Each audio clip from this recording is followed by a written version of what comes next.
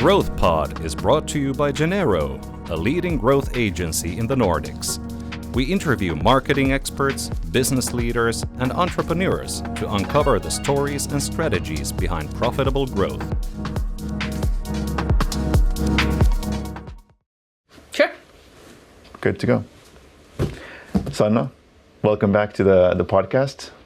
Third time's the charm. Amazing. Amazing. You keep calling me bad. Yes. Back on that one. Yeah, of course. It's you're one of our most popular guests, and it's the only bad thing is every time we have one of these our conversations, it's a reminder of how fast time passes. I agree. Because it just goes like this, and it's kind of. But anyway, I think it's been like 1.5 years since we last talked. What's been going on in your life? What's happening? What are you excited about? What are you thinking about? What's new?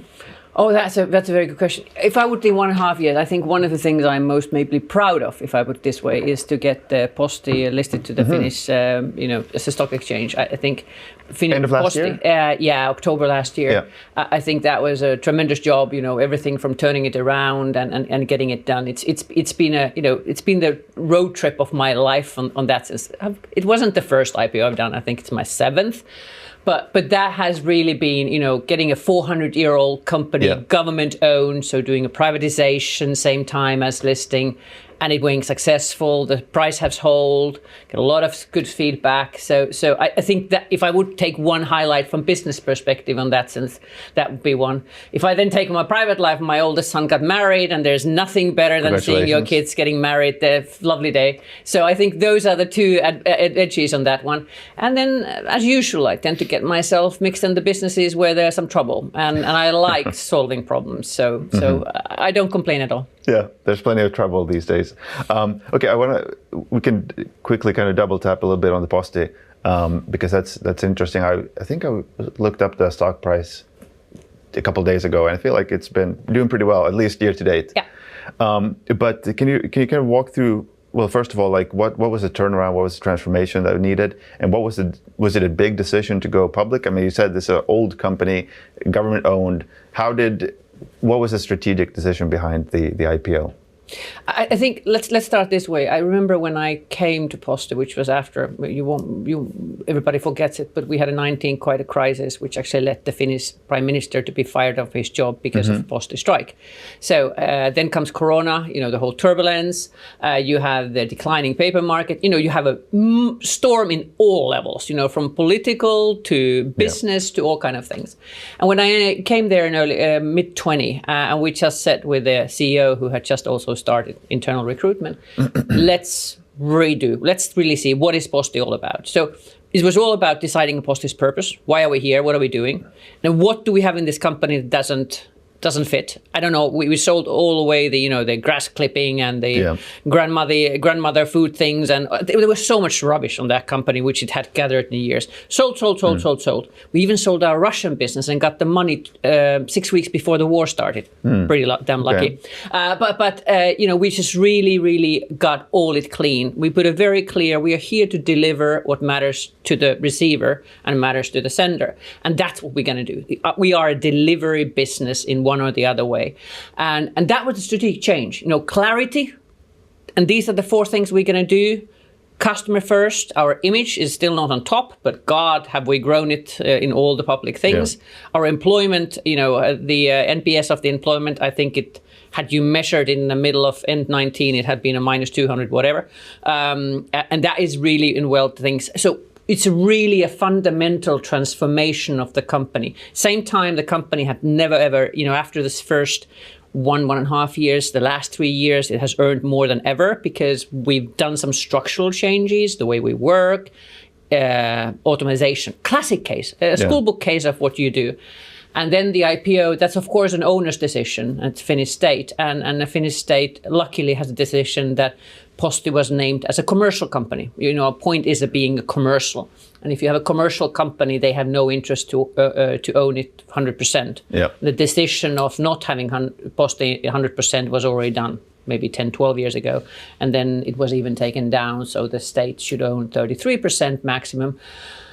And that was the benefit. So there was, we got the business going. The owners had a decision and want to not have it fully owned. Yeah. And those two merged. And I think what was the brave on that decision is that we did it in last autumn.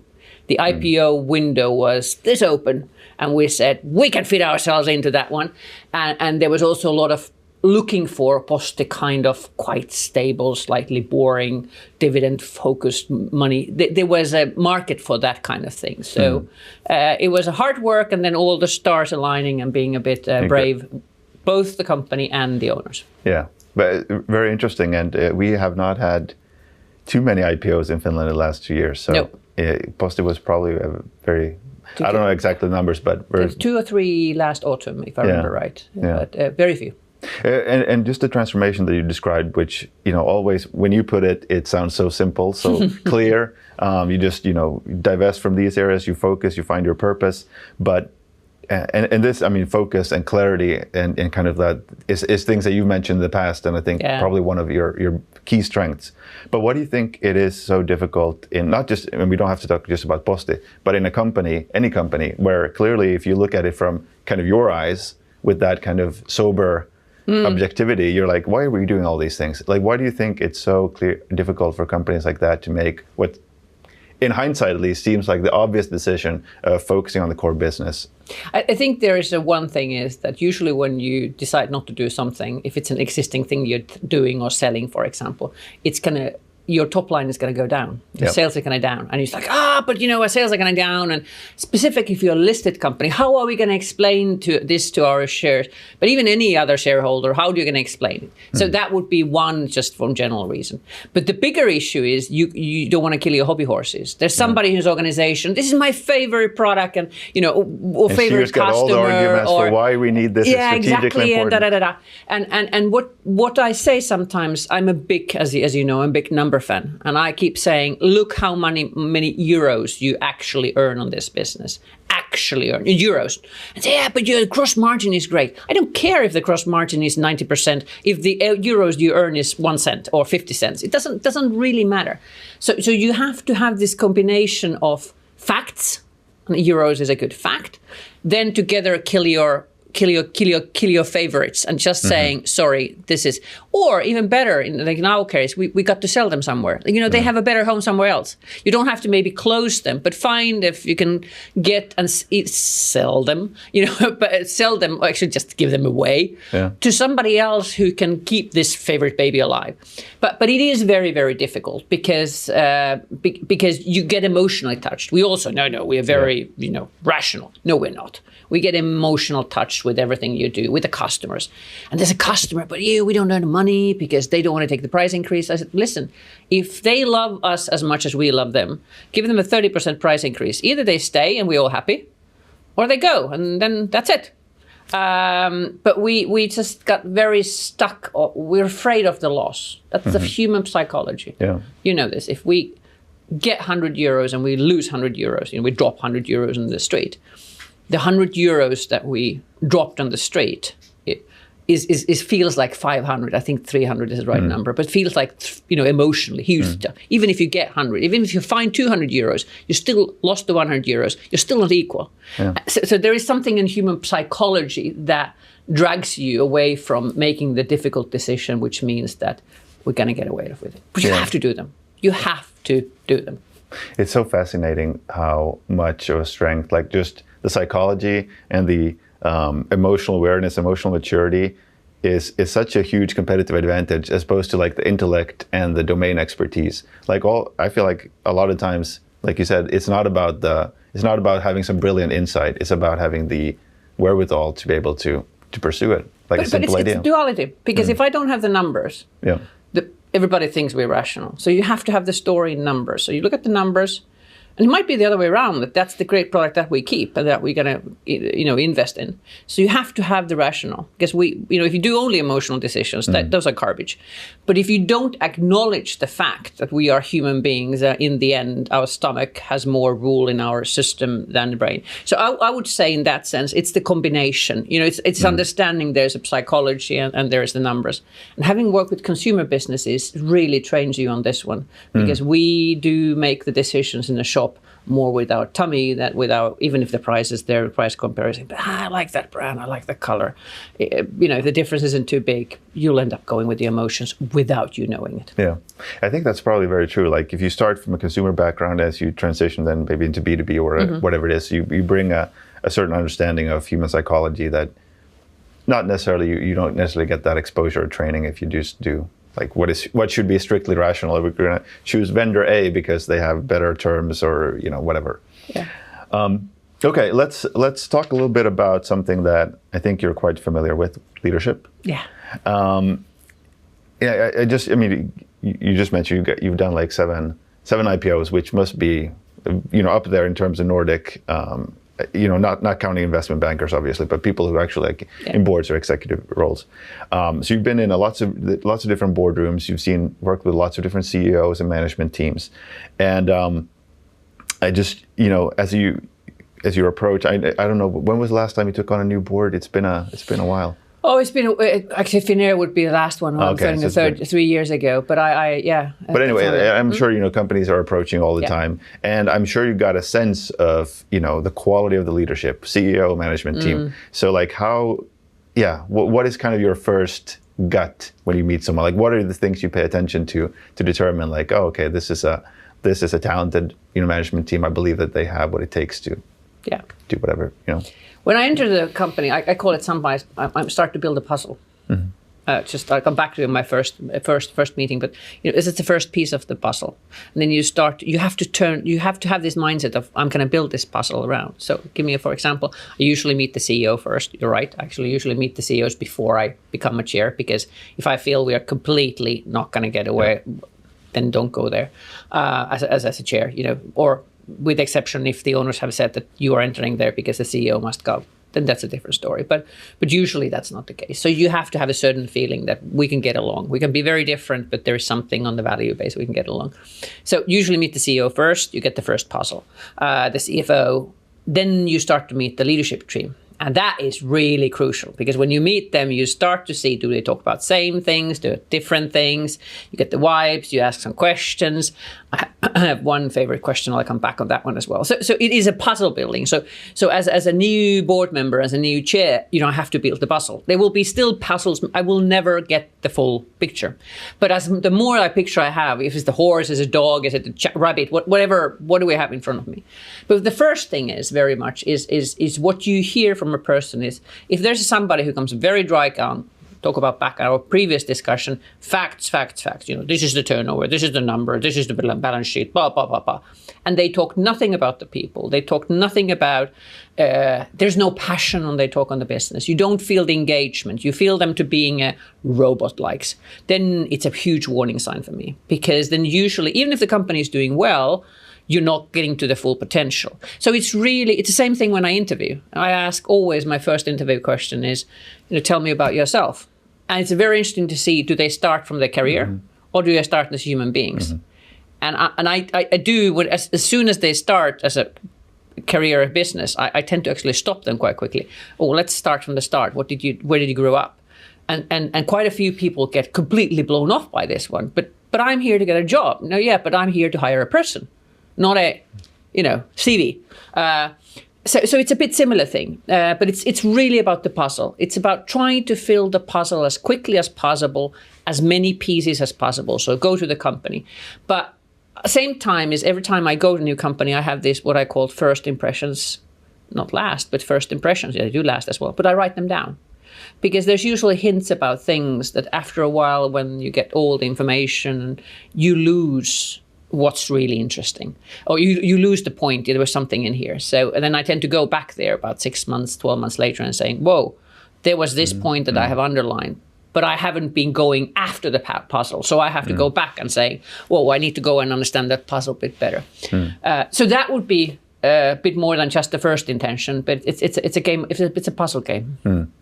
Yeah, I bet. And the thing you said there about we as humans, we reveal a lot about our identity and priorities by what we say, Yes. not just by what we choose to focus on. So if you just ask a question, you let people talk, they will probably reveal a lot more than they think. Absolutely. And when you have that background, having seen, so many different companies and leadership teams, that you got that pattern recognition, and you can go off on both sides. Yeah. You can go also off that if I ask, tell me about yourself shortly, which I said, I'll give you 7 minutes. And they have talked about 5 minutes about what they did when they were football champions 15 years old. That's not good either. So you have to find the balance. Exactly. What do you think are the most common reasons that leadership teams or CEOs fail? Is there anything that kind of stands out? If I look at my past, and don't ask me how many CEOs I have been forced to release from their duties, but there's been quite a few. I think the first thing what usually comes is you don't make results. And that sounds really tough, but that's usually the signature top of iceberg. And specifically, you don't make the results you have promised to make. And the reason I'm saying this, so I'm not saying, that you don't grow. That's not what I'm saying. I'm just saying is you have said, this is what I'm delivering, and then you keep failing on that delivery. Because that tells me that the person is not analyzed the business well enough. They haven't understood what's going in the business. They have not done plan Bs, plan B or C or whatever. By the way, with me, that doesn't work anyway because I ask them anyway, but that's a different story. But they don't have an understanding if they then come. And then they don't have an analytic mind as saying, okay, we're not reaching the goals. We need to reset the goals because this is what's lacking and gapping. Oh, but the market is bad or this and that and whatever. No, you have to take a responsibility. So that would be still the first thing that usually, because also, if you lose the credibility with the board, you have also lost credibility with your management team. And that goes to a second point. I think the worst cases I have had is because I do the puzzle and I try to also create a relationship with the next line and even the next line, not a close one. I don't go and talk to them on continuous basis, but so they have met Sanna, they know who she is. And I had cases where people jump a couple of lines and saying, it's not working with the CEO. That is then you have a firefight. Then you have a fire. Then, of course, you have to stop and think, saying, is it because that person is trying to cover their own issues by pointing the CEO? And in that case, usually I know a couple of people better in the management team, and I then approach them. Just saying, just not telling somebody else's approach, but saying, by the way, and I tell the CEO, because of this, I'm going to ask that and that. And it has happened a couple of times. And one of the times I had to fire the CEO quickest in terms of when I had recruited him, it was exactly this one. Suddenly 3 of the management team members says, this is not working. So that would be a real fire thing on that one. The other thing is that sometimes people plateau. We all plateau in one point of time. And then there comes the fact that they are actually good, but the company's road for they're not good enough for the next 5 years, or they have plateaued. I had a CEO that actually hired somewhere else as a CEO, but I kept telling he's run 28 marathons in this company. There isn't another 5 marathons on this guy. So he's fulfilled his part. He actually hired in another company 5 years later because he was good on what he did, but in this company you just come blind. So these are maybe the 3 most common things that I would find when you have to do it, when you have to activate a change. And there's of course the fact that very often the CEO says, I gotta, if they're doing well, somebody else approached me with a twice as good salary and 3 times as big company, and then you just say, too bad, I'm the loser. Yeah. That's it's not a lot of people who have been in that position of having to let go multiple CEOs. That's unfortunately. But tricky. Big decision. I mean, that's the biggest decision that the board can make, right? Is who they appoint as CEO. It's the most important decision. And the board should have. Listen, if I take on that one, I've never been in a situation that you say, "Oh, I changed the CEO too early." Yeah. So you have to be respectful for the time and do it when it needs to be done. But also, and I think I might have said this before, for me, it is actually torturing people to keep them on a position they cannot fulfill the performance. I think that actually is a torture. And I'm very, very lucky to be on the position that I can't remember any of my CEOs who I haven't been referenced. Just 3 months ago, the CEO that I worked with used me as a reference because I know what they are good at. I know what they are. And I'm trying to always help them to saying, listen, these are your strengths. So when next time you do that job, maybe that way or whatever way. And then you have to do it nicely, humanly, but quickly. Yeah. Yeah, and I mean, if you can do it in that way, that's a very kind thing to do. And I read somewhere where he suggested that when it comes to firing someone, obviously there's a lot of, or you're thinking about firing someone, there's a lot of feeling. There's maybe frustration on their they haven't delivered. There's guilt for you. Yes. You hired them, you haven't coached them. Yes. There's all those feelings. And he said, and you can feel kind of resentment towards the person. But he said, in the absence of, some gross misconduct, like, that's a different story. That's a different story. But in the absence of that, there's probably something that they're really good at. And if you approach it with a curious mindset of being like, hey, let me, this person is not working this role, but this person could be great somewhere. Like, I have to believe that and approach it with curiosity.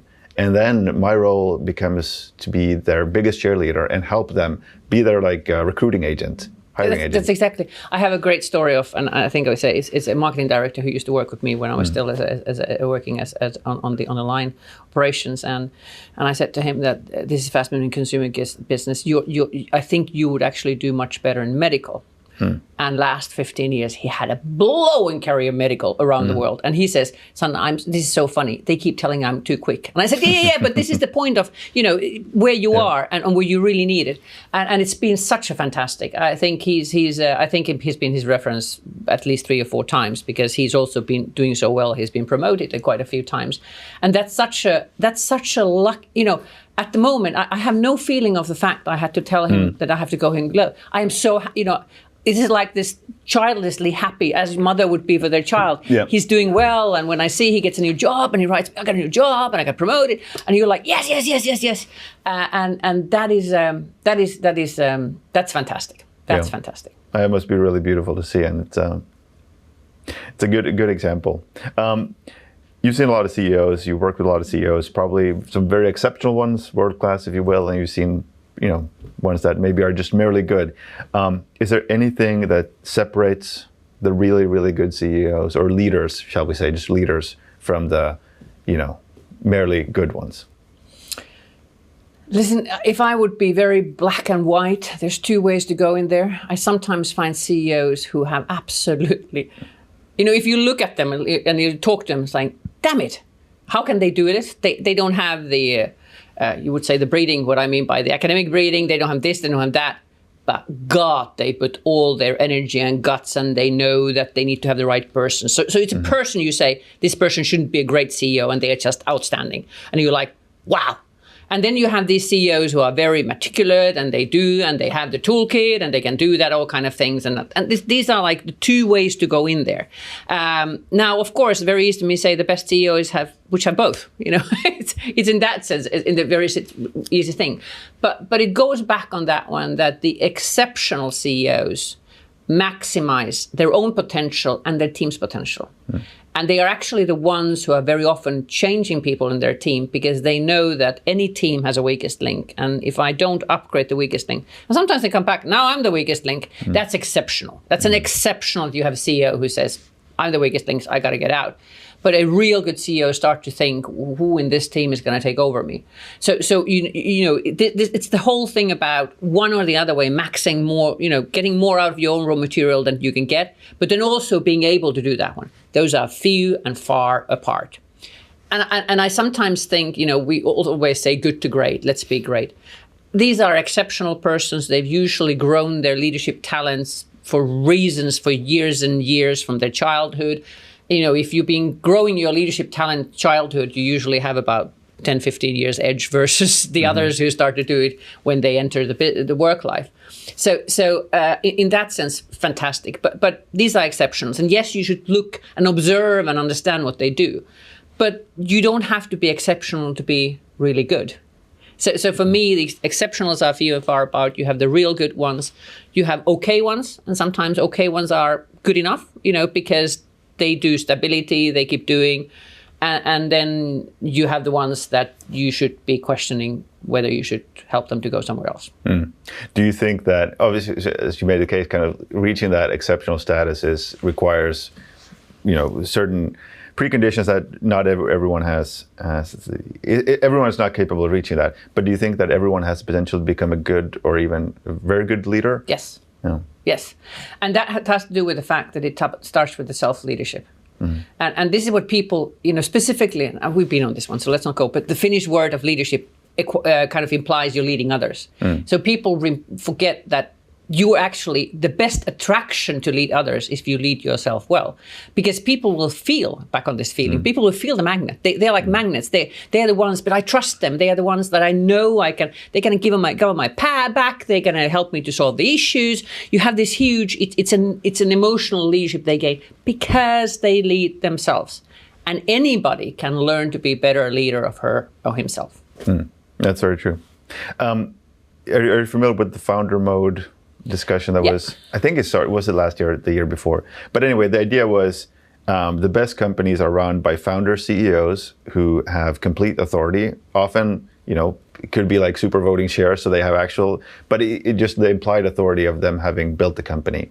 And they can act, and sometimes do act, outside the org chart. So they'll just, Elon Musk style, they'll go wherever they feel like the bottleneck is, they'll change as needed, and they'll just inspire people in a better way, and they'll just get results. They'll move quicker, they'll solve bottlenecks, and the opposite would be then really these professional, experienced, polished CEOs and management teams who maybe have all the credentials, but they don't have the passion, they don't have the domain expertise, they don't have the authority of the founder. We haven't really seen a conversation like that. It feels like it's a very American thing, because you have companies like Airbnb CEO, like CEOs of big companies. Steve Jobs was not one example. Elon Musk, wealthiest person in the world, very much does that. So it feels like it's an American thing. But you having been exposed to all kinds of different CEOs, including startups where you have founders and so on. What are your thoughts on that? Is there truth in this, or do you think that? Actually, there is truth in that. But what it has to do with the fact is that you have to look at where the company is. Let me give you, put an entrepreneur, crazy, passionate, non-organized CEO to Posti. The company's going to die. It's about logistics, it's about structure, it's about getting things done. If you have somebody who's running around like a yo-yo, because what happens very often in founders, it becomes this way. It's a dictatorship. Everybody runs up to a founder because there's one person to take the decision. I took over, we delisted the company, BoConcept, which was a founder-led. I remember when I came to the organization, I was trying to figure out the organization scheme, and I said, there is no. Because it's been run by a founder even if it was listed, for tens and tens of years. So the whole organization scheme was like going up and down. Very ineffective, no own decision making, because in the end, the owner decided. So I've seen the founder mode actually crash, because it was the right mode maybe 15, 20 years before. But then you have to say there's a certain point of time you start to mix them. Elon Musk, they had even all these big names we talk about US, they usually have a fantastically good COO. Who's the structured guy? So it's again the one plus the other. And then the guy in the top can run around and do all kind of things because they have this very, very trusted backup who does the structural part. Because without the structural part, after a certain while, the company starts to fail. I've been chairing some very entrepreneurial companies, and this is exactly what I see. The issue is if the CEO takes all these parties, the company in the end can't grow. Eventually that person becomes an issue of the growth, and anything that doesn't grow dies eventually. So the smartest, the ones you mentioned, they have this management person, COO, who then keeps making sure there is a structures and all kind of things, even if we don't see them outside, because they have this fantastic spokesperson and one that runs around.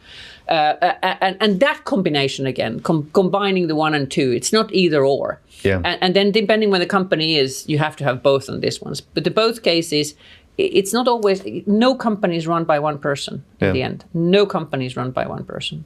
That's a really good point there. There's probably a risk when you only read the headlines and you see these stories and you have young people, maybe older people as well, can be like, hey, I want to emulate that, I want to copy that. And they don't see the other part of it. You take Steve Jobs as an example. He had Tim Cook. Correct. Who's a logistics supply chain guy. Very much the opposite of Steve Jobs. See? No. Because if you're really these outstanding founders, which you just mentioned, they understand very quickly. The one I talked about, they were the outstanding persons, and you look at them and they are complete, and you say, God, how the hell did they have a company has so many employees? Because they have somebody else who knows this, and they know that they need these persons. In fashion, you have the muse sometimes, with but very often you need to build some partnership. You can't do it alone. Yeah. Especially, I remember reading about Walt Disney, and he was the creative genius, and he's like, no, I guess he had business sense, but he just didn't care about it. He cared about the art. And then you had his brother Roy, which was, he was the accountant, the business guy. He had to deal with all that. You see it quite a few companies, that combination. Yeah. I've just, by the way, reordered, subscribed. There's now Donald Duck Classic in Finnish. Oh, is it on Disney Plus or? No. The good old Donald Duck, the little magazine that comes on everything, which is the classic, which has the Garl Banks and everything. Anyway, sorry, just chose the childish side of myself. I saw that there is now classic. I don't want to have that ones, but I want to have the classics. So yeah, I the Garl Banks. now. What was the other? There was another famous cartoonist that drew. I forget his name, but anyway, like they're.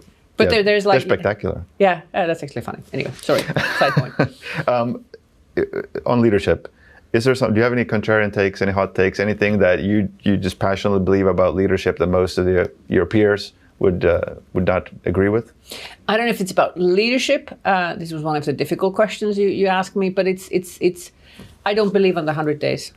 You know, there's a lot about this, new CEO, 100 days. I don't believe it. What do you mean 100 days for you have this very, give me my 100 days problem. So the new CEOs come to the company and after the first 100 days they tell, this have to do and this have to do and whatever. I don't believe on it at all. Because if the company is in crisis, 100 days is too long. Too long, yeah. If the company is not in crisis, 100 days is too short because you don't want to break anything you don't really yet understand how it moves. So that I think would be one of them. The second thing I think is really a lot about this combination of that we talked earlier. The fact that I'm looking both the toolkit and then how they can work with the people. And this has, sometimes people put people in the boxes. One of the best people working with people are introverts. Mm-hmm. I'm just challenging this one because sometimes, we want to have a charismatic leader. You can have a charisma which is visible and you have a lot of charisma if your personality is right. So maybe my recruiting methods are slightly different in terms of leadership, looking for I'm looking the whole person. I really think the whole person, anytime, anywhere, because very often I get to also be part of recruitment of the management team as the godmother of the system. And there's been situations where the CEO has says, I really want to hire that person. I'm saying, I wouldn't. But I'm not there to veto. Of course, if there would be, but there's been a case when we once said that, we need to test this person more, and we found things about the person on the psychological test, which I do believe in the psychological test because I'm not a guru, I'm not a witch, I can't read that. And we found this person, and it was actually quite dramatic because as soon as the test results came in, the headhunter called us before the results came in. Forget it, we're not going to take this person, and we had all failed to see a dark side of this person that was really violent. So I don't know if they are really radically different. We all have our own schools on what we believe. But maybe the 100 days was one of them that I really do. And then, but this is not leadership. I do not believe in strategies with a year on end of it, but that's a different story. Except if you want to attract all the consulting companies giving you a call a year earlier, that's a different story. Well, we can actually transition to strategy, but just on the point of making those, especially when it comes to hiring CEOs.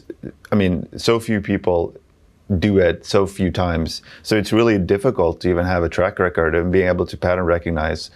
Because I guess hiring like senior executives is if you're doing it yourself, you're not. Most people don't do it that much, so they don't really. But even for me, it's the most difficult thing. It's the one thing that I failed most. To recruit people. I mean, listen, even if you do it a lot, you still fail because they might be matched with the other leadership team. It is also. I've once had this, which is dramatic. We hired a person to do growth. This was just before 2008, and 2008 suddenly the world went to balalaika and you didn't want to have a growing, you wanted to have somebody who did restage. And that person just didn't have a toolkit. Yeah. And it was really dreadful to go within a year of that person saying, sorry, we need to change you. And he was really, really sad. And I said, you don't have a toolkit? Yes, I do. No, you don't. But so there are a lot of reasons that I still find it mind-boggling and it's unnerving. And that, by the way, this is the result. The reason sometimes people don't change the CEOs or anybody in the management team, because it's also difficult for the CEOs or anybody to recruit. One of the reasons you don't change people early enough is because you're dreading, how do I find somebody who's better? I know this when I know this person's failures and strengths and weaknesses. And because there is so much insecurity always when you do with the people, then you end up doing nothing. That is usually the worst mistake you make. Yeah. Yeah, basically, the short-term pain is so... Yes. You want to avoid that, so... And the insecurity. The insecurity, yeah. We don't like executive. The hiring cycle is so long for an executive role, so you're like, oh. And what if you then do it wrong and I have to do it again? And you can really... And then 6 months have gone and 12 months are gone, and then you end up just having to do something really radical. Do you then... Because I remember reading that Netflix had this thing that they would... I forget what it was, but it was something... Maybe it was about severance or something, that if you hire someone and you have to let them go within 6 months, 12 months like that, there was some kind of, maybe it was just like an added severance or something to lower the bar for managers to correct. Smart. Do you have something like when you make a... No, I haven't. But that's actually smart because very often it happens that... Not specifically in our dear home country of Finland, but it very often happens if you do a wrong hiring, then everybody starts to hit with a hammer in your head. You made mistake, you made mistake, you made mistake. And doing something which, even doing that one, just let's give an extra month, whatever, a small sum, which basically sends the message from the management, if you fail faster. Yes. And that it's not wrong. It's better to correct. You're actually giving a bonus to correct things versus bonus to make mistakes. It's nearly a correction bonus. Fantastic idea. Maybe I should put it somewhere. I don't know. Think about it. Yeah, it's one of those things, like small things, but it's a big also signal of how a company is run. Like, how do you accept the fact that we're all going to make mistakes, or do you shame people for making mistakes? Correct. And specifically in growth situation, if you grow exponentially and you just have to hire 15, 20 people all the time, and you get this hiring kind of tiredness, then actually then also ensuring, maybe that after 6 months you have to make a call, or after that bonus only counts for first 6 or 9 months, which also forces, because another thing happens if you grow, you don't actually measure the people who are coming around, because you're just happy you have a piece of hands on there. So it also has this fantastic idea that it forces you to evaluate the person and saying, do we do it? P&G, where I started my career, I was really sad when I started, we had the first promotion after the first year. We had basically a title which was an assistant to an assistant to an assistant, not really, but type of this kind of really low title. And then they took it away, which means the first promotion was after 3 years. Until that, you were an assistant brand manager. And I thought it was a huge mistake, because what it actually forced you after a year to say, is this person okay for the promotion? And it was also a huge perk for the person. I got promoted, after first year. Yes, you can go and tell your friends I got promoted, but it forced you to stop. And this is one of the big things that we don't do enough today. A lot of places we can talk about stop, think. And you have to nearly bring, if it's a Netflix idea, what I love on that one is not only it's just encouraging you for the reparations, but it forces you to stop and think, have I done the right thing? Versus you just hire people, and then suddenly you say 2 years later, oh my God, why is that person still there? And then again, back on my point, you've been torturing this person every day because poor people been trying to do a job, they don't have the right capabilities. Exactly. It's a good one. Yeah. Thanks. Let's talk a little bit about strategy. There's a couple of things I want to talk. Let's start with Finnair. We're only going to cover it briefly, but everybody loves it. I'm so happy that everybody loves it. But let me just kind of set it up. So just looking from the outside, it feels like there's certainly been challenges, one after the other. There was COVID. It was closure of the Russian airspace, which essentially took away one of the major competitive advantages, unique position that Finland had. There were some labor disputes. Lots of canceled flights. Now there's apparently some fuel issues, shocks going on. Slight Hormuz thingy. slight thing there. And then of course there's been probably some. I don't know the airline market all that well. I read an interesting book on how the airline industry got started in the U.S. It was pretty wild. There were some really interesting stories in there. Hard Landing was the book I recommended. Yes. Have you read it? Yes, I have. It's fascinating. But anyway, there's been some changes. So for instance, there's the ultra low cost, Ryanair being the example, huge market cap, very profitable, very clear positioning. And then there's the IAG British Airways and ones who are like the long haul, transatlantic premium. And Finnair, I guess, is maybe somewhere in the middle there. So there's a ton of external things happening, and probably lots of internal that we don't know about. But you can take this however you want and go into any one of those specific things. But I think just more broadly, I think the interesting question is when you're leading you're sharing that kind of company, and you have all these crises coming. Like how do you set the strategy? Like how do you navigate and steer the company in those types of environments where there's just all those external factors? There's about airline industry. There's a saying which goes, always interesting, never boring, which is a very good description of the industry in general. If there is a rabbit that sneezes in Australia, we have a problem. And part of that is daily. When there is wars or natural disasters, we have to change daily. So living in crisis is the DNA of an airline company, because everything changes. Or just a snow chaos. Put a 5 millimeters snow in Heathrow and it's locked, and then the whole thing is shebang. So just one thing that people have to understand, that the crisis management for an airlines is a basis, modus operandi, basics. Now, of course, the big ones you just mentioned, the COVIDs and the Ukraine and everything, are exceptionals, and don't I wouldn't call them a normal crisis in any means on that one. And I think the whole thing of the airline industry per se is that you talk about the book, and sometimes you feel like it's a bumblebee. How the hell does the whole system fly? Yeah. But there is the whole thing about I've worked with I've been on more than 20 boards, and my own job before that one. Airline business is the most complex business there is. And before I go and answer your question, I say that, in 1 second, one thing you're talking about, there is a snow chaos in Europe, your whole week's profitability might be gone because your planes and customers and luggage get stuck on wrong places and you have to get it back. The second thing, you flip your fingers and saying, whoa, we have to buy some airlines. If we buy them today, we're going to get them in 8 years' time. When the 8 years' time come, these planes are going to operate 20 plus years. So in the next second, I'm going to talk about what is the right plane type I need to have to operate in 25 years' time. So, the strategic range, the one is operational. Yeah. And if you think of management team, they basically have to flip on this one. They say, okay, let's take a coffee break and we just talk about the chaos, and now we're going to talk about what do we fly in 25 years? Whoa, I'm retired by that time. But you still have to do that thinking. And it's same is true for the strategy and that kind of thing. So it just shows the complexity. Now, going back on the whole Finnair strategy, I think there is nothing more important than in airline business to deciding what the strategy is. And go back on making the choices, making the right choices, deciding what you want to do. And at the same time, keep a certain flexibility. So it is a really, but you have to decide, what do you want to do?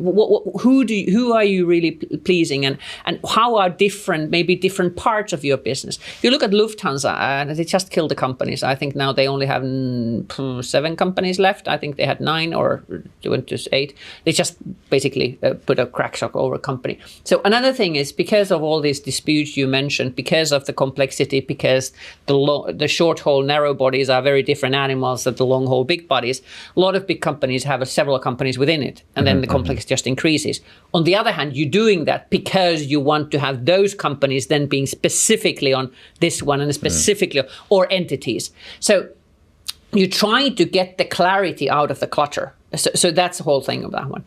Finnair's case, if I say 2 words with this one, we came with a new strategy last autumn. Talk about why my last year was slightly busy. The strikes and the IPO Posti and then that one. We came with a new strategy, and we really started to, again, we did very much about purpose. What is it all about? And it's all about, Finnair is all about a Finnish company for, in that sense, Finnish needs. We are an island, and somebody keeps saying we're not an island. Yes, we are, because getting any goods out of this country requires water. So we are an island, and we need an airline company who can do that one. On the other hand, we are so few people that we need the other people to help us in order to be able to fly to all places. So, example, one of the things already when we were able to go to Asia, and we still fly, we have one of the biggest operations to Japan from outside, is because there is a Japan connection and we want to get the Finnish business people to Asia, which has not enough people on the 5 million. So we need to also ensure that we have the connections to fill those planes. So it's all about, on the other hand, serving the little country of 5 million people, which makes us very boring to the companies like Ryanair. There isn't enough mass to get them out to a couple of places. And then on the other hand, so it isn't complex, but that decision of saying we're going to serve the Finnish market, which isn't very different from the past. We have some different requirements, but in order to be able to serve the Finns where they want to go, the Finns want to also go vacation to Bangkok, but we just don't have enough Finns to go to Bangkok every day. So we need to get the people from our partner companies on the One World in order to them to fly via Helsinki. Helsinki is a fantastic airport to fly by. World is round. We are very well connected, for example, Japan, because we can go above when the winds are right way. So all these things helps us to be that. But we are the company for Finns, for Finnish purposes, and then we need strategically to have a situation that we can actually get help from the others to come in there. And luckily, Nordics are getting very, very hot on the tourist market. That plan's booming. And listen, the Swedes don't have airports by the snow places. We have Rovaniemi, Kuusamo, Ivalo. We actually can fly where the snow is. The other two countries can't. Norway is. You have to land in the seaside and then you drive in the country. But basically, if you think about something like Kuusamo, you can be on the slopes 20 minutes later when you landed. So there are, some edges which are also going. But that's again it's about Finland. It's about getting people to Finland, from Finland, and then getting the help of the fact that in order to get the Finns where we want to go, we need to have some help from other countries and get them to choose to go via Finland. And luckily, pro-Ukraine and the travel over thing, a lot of people had tried Finnair. So we have a huge affinity of people who choose to fly with us versus some bit more questionable airlines. Yeah, I mean, just from my very unbiased Finnish perspective, I think Finnair for me is like, a really, top brand. But there's so many things that go into like nostalgia, so it's not it probably doesn't scale. But it's important. That's important. That's important to have that proudness and bring that proudness to work as well. We are a proud Finnish carrier, and we should be. I mean, the work that the company has done, the people in the company has done since COVID. I mean, you looked last year without the strikes, but look at the last fourth quarter was the best fourth quarter I think ever in the company's history. Yeah. So there's never waste a good crisis. Let's not go on our favorite topics on that one, but never waste a good crisis. So you can also find something good about it, and then you have to keep doing it. But now it was a key to put a strategy in there where we do embrace the Finnishness and we embrace the fact that we have this complexity and doing. As an airline business, nobody wants to really buy a very well profitable airline. It's a very bad deal. So people usually wanted that one. So the best way for Finnair to keep going is to keep making money. That sounds about right. And a lot, I mean, this goes back to, I think, probably a lot of the same things you mentioned with Posti: clarity, purpose, finding your positioning. Yes. What do you like leading that type of process inside a company, as I'm sure you've done many times? How do you go about doing that, and what do you think are the most common mistakes that leaders make when they're trying to lead that kind of strategy process? Is it, taking too much time, too little time, involving too many people, too few people? Like, what are the really common mistakes? Because it's a very delicate process. I think the first, if I now look from the board's perspective, the biggest mistake I see sometimes happening is that the management gets busy with the strategy and then they come with something. Here's the strategy, please, board, to approve. Yeah. And the board has a lot of points because usually they're quite experienced people, and then chaos occurs and disappointment and all kind of things. So the first thing is, and this is true to all strategy work, also to the levels in the company, is make it interactive. So the best, let's keep a Posti as an example. In 2020, we decided to kick off the strategy. The purpose was made by the top management within 6 weeks. And it has to be top management because in the values you have to involve everybody, but on the purpose you have to have people who know where the company is going to be, or they have a feeling where the company is going to be in 10 years' time, in order to make a purpose that has a future-proof thing on that one. So, but then I think we had the first strategy rounds with the Posti board in June. Then I think it came to the board 4 times, and then it was approved in December. But then everybody was in the boat. And same time we did the same thing with the employees. We were not asking the employees to do this. I'm thinking now much more lower levels. Posti have 15,000 employees, so but we were iterating it backwards. So this is the idea. Do you understand this one? So the best processes are one you interact. And still, it took us 8 months.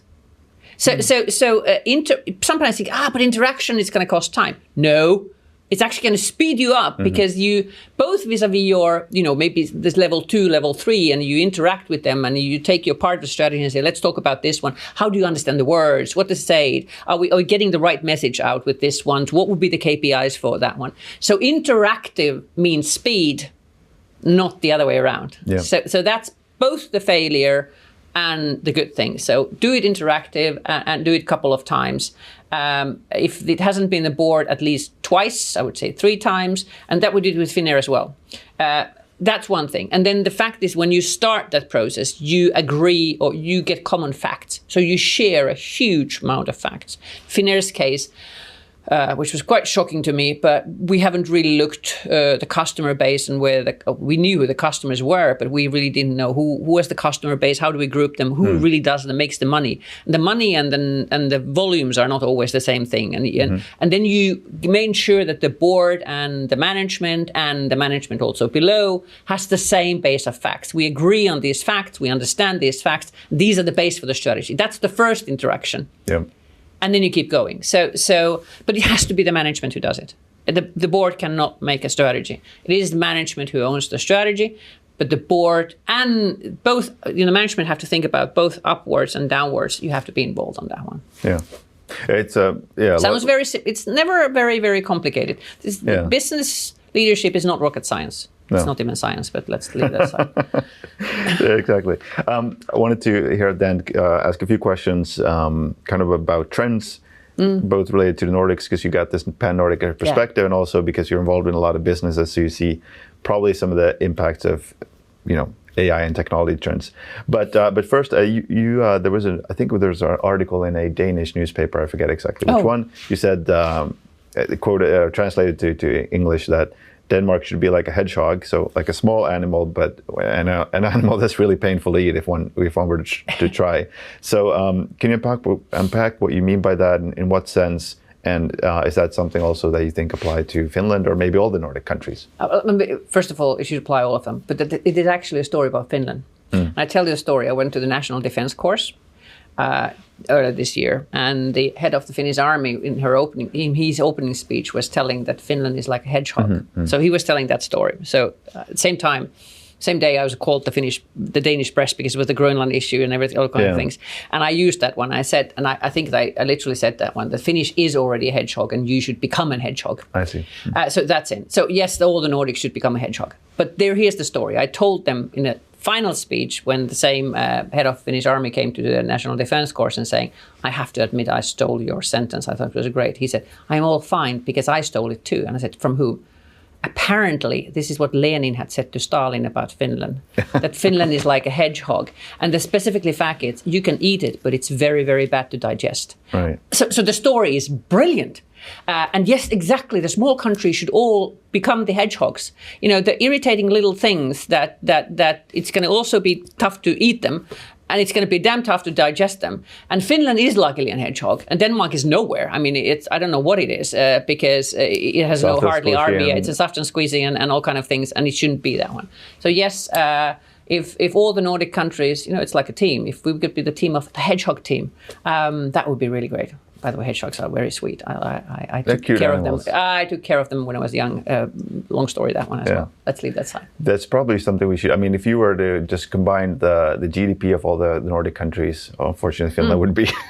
But we would bring something, and just the knowledge and the human capital, then we would be a pretty significant power, at least in Europe. They are now starting this, Jakob Wallenberg, I know that he was bringing together, I met him when he was started this one, and he's bringing all the Nordic companies together, a bit of like a mini Davos this autumn, to start to also feed, because very often the Nordic companies when we start to look abroad and expanding, we actually say, the Finns say, oh, let's go to Germany, because we don't really like the Swedes. They're a bit saying the Swedes don't like Danes because Danes are damn difficult, and Norwegians are not part of EU, so we have some more issues with them. But it's a whole about how can we ensure that we have much more. We truly have an inter-Nordic. We used to have, before we went to EU, we used to have an inter-Nordic market. How Right. do we create an inter-Nordic market? So we become, in that sense, also more self-sufficient. But actually, why would we go and get some stuff from France or Germany if we can get it from Sweden? We should, we Finns are very good at made in Finland, but maybe, made in Nordics is Should the next expand level. that, yeah. It's the next level. So you made in Finland, made in Nordics, and then made in EU, and then forbid it, made somewhere else. Yeah. But I think this isn't, and it comes from NATO. The NATO, I've been on the Nordic countries, and I've always been basically hitting my head on the wall how bad the Nordic countries have been cooperating in EU. I mean, we've lost the EU ministries because the Swedes and Danes were betting each other, and the Dutch were like, we'll stay and get the votes from everybody else. And then the Dutch got these 2 offices, and we got none. Dreadful. So it's been really bad, the cooperation within the Nordics, because you've been competing. It's like a brotherhood. Yeah, I don't care. And then the others win, which is really stupid. The family didn't. So NATO now suddenly, and also the Finns suddenly, being the little brother and the one with the poor little brother, or I don't know if little brother, but the poor brother, poor brother anyway of the team. We suddenly have something to bring into the table, which is we actually have the defense systems. We are encased. We have a lot of stuff they don't, and they are completely. When I go to world now on Europe, everybody's like, how come Finland kept the defense? What did you see nobody else saw? And we just said history. But the Finns suddenly are wanted to the table. We are not the one who asks, can I join? But they're like, please come in. Yeah. So we should use this NATO Finnish positive. It doesn't last forever, and the Finns haven't understood this as shit. It should be, we should sell to get the companies, to get the factories in Finland on those areas. No bloody data centers, but Finland is such a big word since NATO, and this will eventually faint, and it's fainting already. But this is so. Yes, the army of the Nordic is the army of hedgehogs, and then let's get together. And NATO has really made this possible. Suddenly, this is the power of common enemy. We have a common enemy, and when eventually the Russia-Ukraine war will stop, the Italians and the Spains, they don't even now care about the war because they don't have to. They have other issues with Africa and all kind of things. It's never going to be over with us. Never. And the rest of the Nordics are now getting the learning that Finns have had in the last 100 years. So there's always something good about bad things. The power of the Finns are crazy about the Kalmar Union, and they should be crazy about it because with Danish queens, Swedes will go on that one. But it was the Margareta the First who was the queen of the Kalmar Union. Was that with That's what Norway, Sweden, Denmark? Yes, and Finland was even part of part of Sweden, but partially in that one. So, right. So Queen Margaret first. I think Finns were part of it. And Queen Margaret first. Resurrect that. Yes. That would. That might and then every time I go in Finland, I talk, can we just start Kalmar Union? I said, it won't happen. Danes are not aggressive enough. The Swedes can't live with the Danish queen again. So there's some bad blood there. Just on topic of, let's talk a little bit about AI, and just because it feels like it doesn't feel like there's been a big change this last year, and the biggest, the most obvious example is Anthropic. They were doing 9 billion in ARR, annual recurring revenue, by the beginning of the year, and then in a couple of months they shot to 30 billion. I think they might be to 40 billion now. So we've never seen anything like that. Impressive. Valuation triples to 900 billion. Just crazy. And it's not just hype. I mean, the thing that's driving it, obviously there's massive increase in revenue that's coming from enterprises that have, seemingly because there's been these probably both technical advancements, but also companies right now just figuring out, okay, this is how we can use these AI tools, and they just start spending like crazy on tokens. And maybe that's going to balance out, who knows. But just to, from your perspective, are you seeing any major benefits, any major ROI, any major initiatives in terms of AI, or are we still at the point where it's a great tool for the consumer to use? I use it every day, but in terms of actually driving any real significant transformations, we're not seeing it. I think there's a threefold answer to that question. First of all, I think that you start to see a significant improvement on cost driven by AI of trying to simplify processes, starting to find improvements on efficiency, effectiveness. I think the biggest one is of course in the call centers. You need less people because you automate. So you start to see some ROI. Not significant, but some ROI on what I would call the efficiency gains. Every time I have some really good friends on the AI business that I'm very, very happy to meet, and that one. Nobody has still been able to tell me a AI-based growth ROI. Mm-hmm. What's really bringing new things on the table.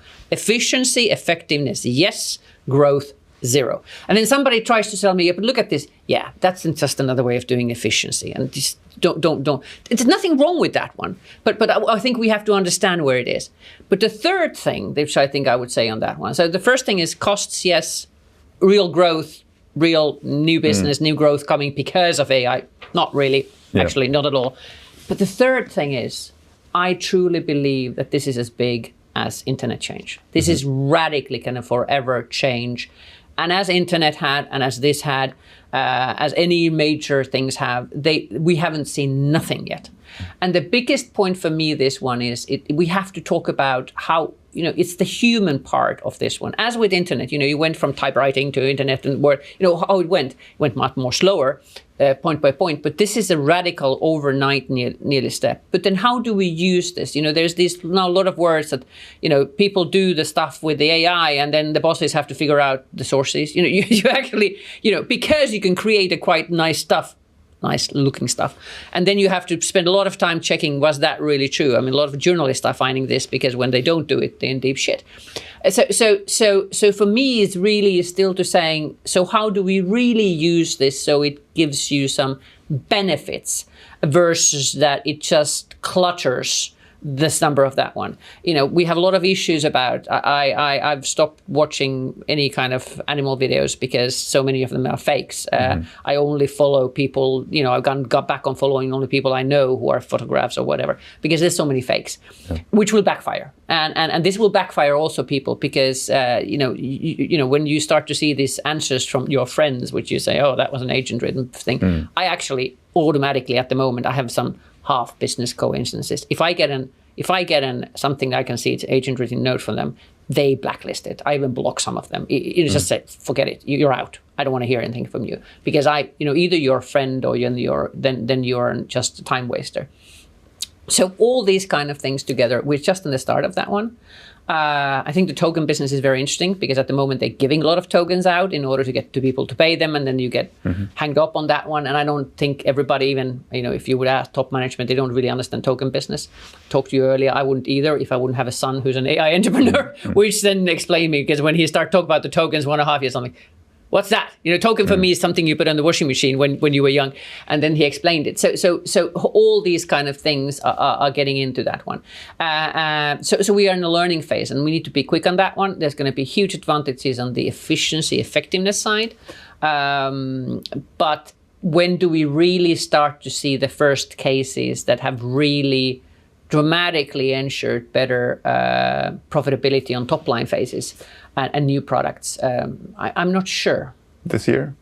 No. Okay. No, because because the efficiencies are the one you're going to go. So it's also partially because the fact that you want to take the low-hanging fruits first, and the efficiencies are the low-hanging fruits, which means in that one, I think what we will see is some of the digital businesses, which we thought were great, by being killed, disrupted by an AI. So you had a digital businesses, which are, so you're going to see companies dying, which were digital, that were now taken over by an AI, like the next generation of that business. So that I will see. But then in that company, it's just growing because they're doing better than the digital company used to be, if you understand that sense. Yeah. Then that's a growth company. So don't get me wrong, the companies will grow. Yeah. But I'm really saying as an established company, tell me where you really are going to see a top line growth. I know what's coming. I can see it. And I have actually I have a company which I'm not going to tell, which because of the AI and the customer interaction, that we both take the cost of acquiring the customer down, and we got them to buy a price which is about up to 30% more. So you start to see all this, but that's not a new one. It's just efficiency on serving both and then achieving better sales with a lower cost. Beautiful, love it. But that's not a new product. Yeah. Okay. Well, it's going to be interesting to, and these things probably take a long time, as you said, to work itself through big companies, major industries, or major established companies. But look at another interesting. Finnair has been working with AI on their how do you do when you have to put the planes into a service. So you figure out if they're coming anyway in because they have to have a filter change or whatever. What else can we do in the same time? We can improve it so much more by getting it to generative AI. It's now an AI which was invented 10 years ago, just to give something. Yeah. So, but this is again, it will be greater. It will be so much better. But it's improving an existing system. It's not. And this is what I'm saying. I don't see the new real products yet on that one. If when I talk about products, I do see new companies. I do see companies which are going to be killed.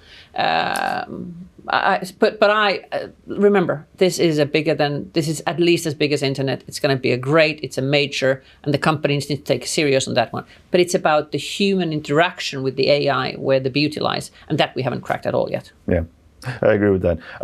A final question, something I've been just a little bit thinking about as it relates to AI and the job market. Because we talked to a few people and kind of in the professional services, and obviously one of the things that they say is, hey, we're not going to need all these juniors the way we needed before. Yeah. Because now we got the AI that does as good a job, and maybe we can just hire one really talented junior. They can use an AI that replaces 4 juniors.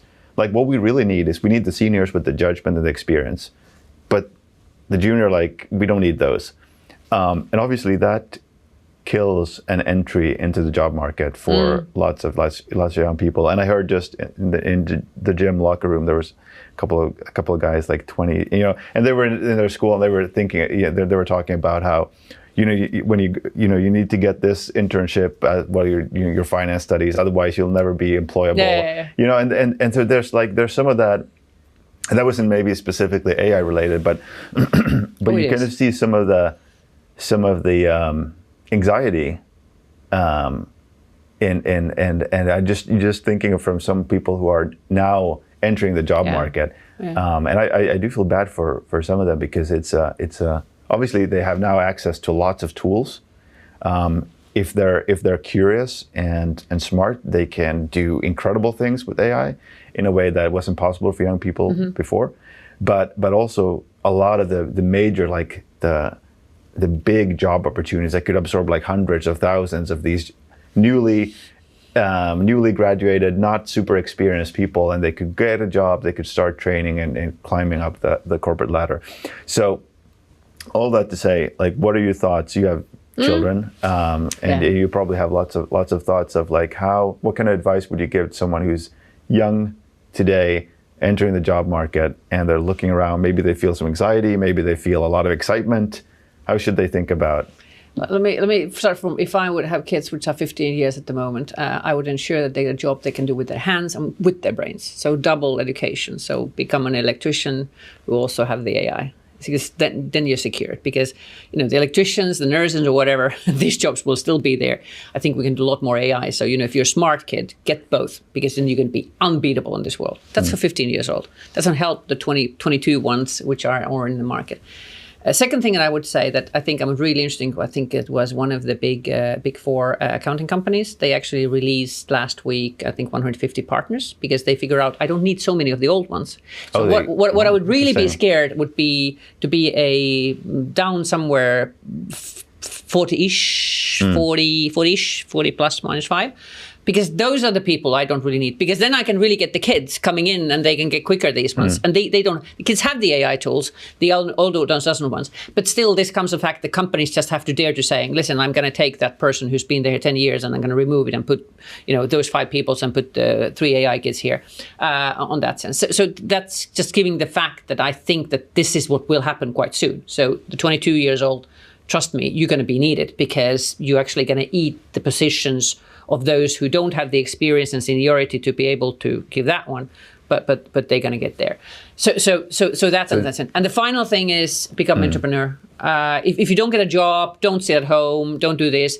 Make sure you get some money somewhere, go to do something really low. Don't have to put in your CV, and then start an entrepreneur. Think what you can really do. Meanwhile, when you're waiting, because then you're actually preparing yourself to be more on the market. Because the fact that the non-AI people, those are the ones that are scared, and they are scared, to be very honest. And I understand if you're 40 something and you hardly figured out what the digitalization is, and you've been quite a manual job, and good luck, you can see what's happening. You can see the writing on the wall. So those are actually even more scared. So I think the mothers and the fathers of these 22 years old, while they are frustrated, their kids don't get anything, they might be actually. A very small story, and that I have a good, my old son's best friend who's becoming a doctor.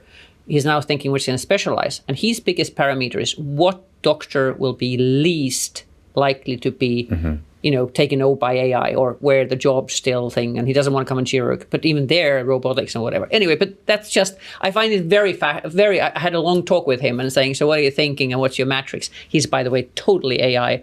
He was AI before AI, because that is his hobby. But just to give you an idea, that I found it extremely fascinating that a doctor wasn't anymore thinking about what fascinates me, what do I want to do, but saying, where do I actually have a role to play as a human in the world, and as a person who's AI native.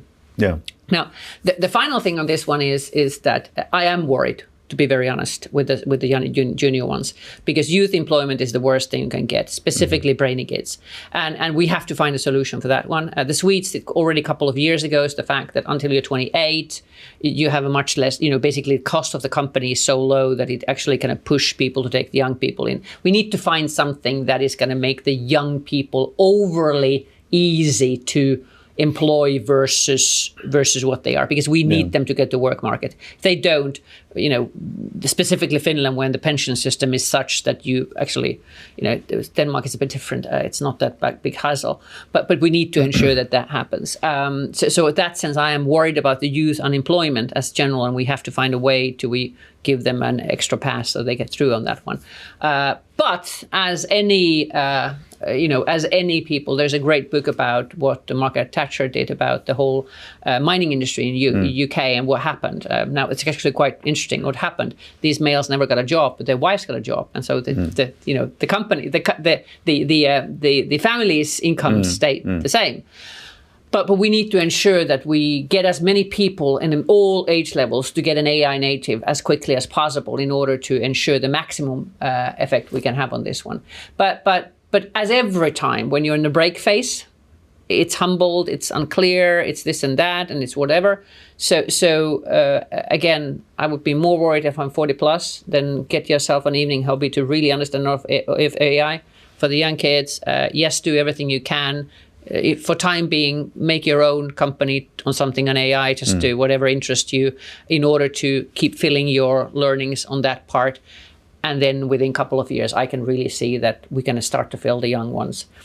The final point on AI for me is, I saw an article where somebody said, AI is going to make decision making so easy.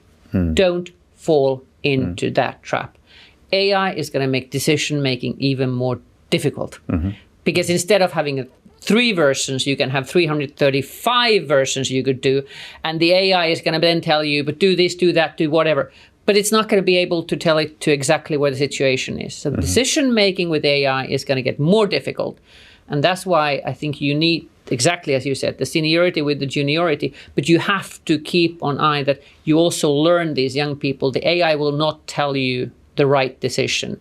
It will give you a better way of suggesting the possible decision. You still have to have guts and the analytic tools to make the decision. Yeah, that's very true. I mean, the value of human judgment is probably just going to increase. Yes. But that's and if you don't train it, what happens? That's a problem. That is a challenge. The problem. That's a challenge. I have a daughter. Final thing. I have a daughter who's actually doing a math and technology, which is behind the AI. I understand the AI, all kind of these and things. And she's also she's about to get ready with her thesis. But she's also now doing a tutoring. And she says that she's so lucky that when she was in high school, she still had to do this manually. Now when she's starting to try to teach people who don't understand, who's studying AI, who don't understand the mathematics. And then he says, but I have to go back on my 9th grade books to explain to these people, how does it really work? Because they just learn to solve the things, but they haven't learned how the fundamental structure of things. Listen, this is a 26-year-old girl talking about people who are 22, and then suddenly you really see the black side of AI that you haven't understood. You know, it's like building the house when you're on the 5th floor, but your fundament is crappy, and that's another challenge. So there's a lot of challenges coming out of this. We'll solve them, but it's a challenge. And one thing is putting the kids back on paper, and math exam is about paper, so you actually have to, and not just giving the answer, but showing how the hell did you get to that answer in order to force you to get the structure right. Yeah. So a lot of possibilities, a lot of challenges, exciting. I think that's a really good way to end our conversation. Lots of problems, lots of potential dark clouds on the horizons, but I think that's probably been the case for most of human history, and so absolutely we're living in a good time. And thanks again for coming on. Best of luck. I think you probably have your hands full for this year. With a lot of geopolitical stuff still to be sorted out. So and but yeah, anyway, thank you so much. Thank you for the work that you're doing on behalf of Finnish companies, Nordic companies, and let's do this again in about a year's time or so. And let's try that one. I'm happy to come back. Unless we've been replaced by AI. If it's maybe really we send AI robots to do that one. Yeah, you could send one. I'll have my stand in. Anyways, thank you so much, Sanna. Thank you. Thank you for listening. You can find all episodes of The Growth Pod on Spotify, YouTube, and Apple Podcasts.